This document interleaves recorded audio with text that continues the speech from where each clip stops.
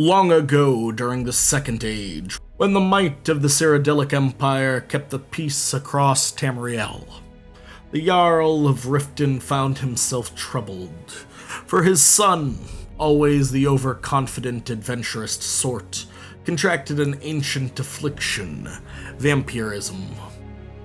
Unable to bring himself to strike down his own son, the king had a great fortress built to contain the prince, hiring from across the realm the bravest and boldest knights to stand as wardens, protecting the realm from the prince, and the prince from the realm. Eventually, these wardens were forced to kill the corrupted prince. Whether it be out of anger or desperation, we cannot know.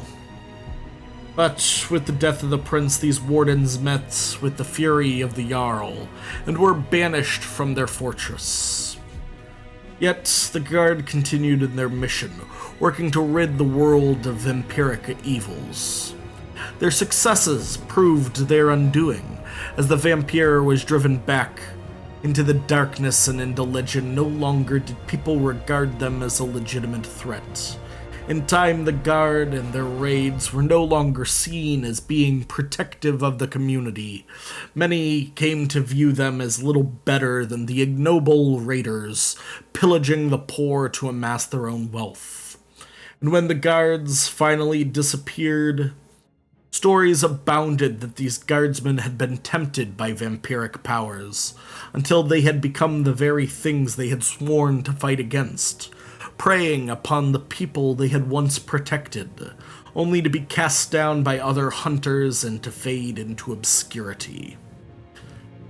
And that would have been the end of their organization, were it not for the rise of the Volkihar clan, and the failures of the vigilance of Stendarr, and the festering hatred of one man, Isran.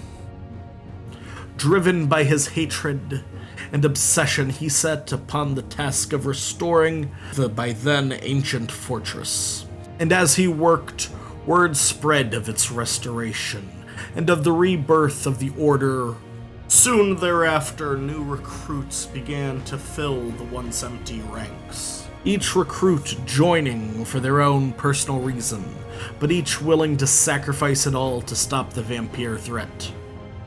A threat that became all too apparent when Lord Harkon and his Volkihar clan grew bold, striking out at major cities and destroying the vigilance of Stendarr, themselves being driven on by an ancient prophecy, the tyranny of the sun. A prophecy that carried the potential of blotting out the sun, casting the world into eternal darkness and ushering in an age of the vampire. As with so much of their story, their efforts to combat Lord Harkon have become as much myth as fact. Some stories tell of the ancient vampire and his court being cast down by the Guard. Others that this ancient lord succeeded in wiping the Dawnguard from existence, with each guard one by one being struck down. Even so, the ancient lord is said to have been brought low by his own blood.